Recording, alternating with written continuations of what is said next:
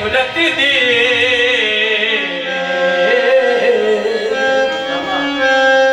वो साढ़े चौक दे बदले घर रख गए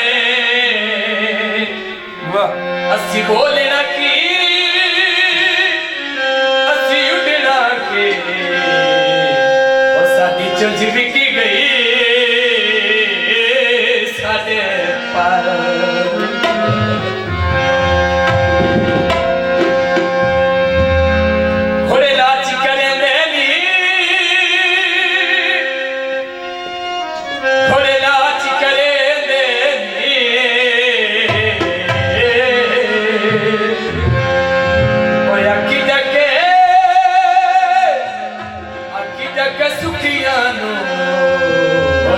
याद करे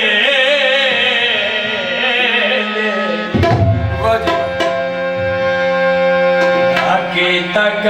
में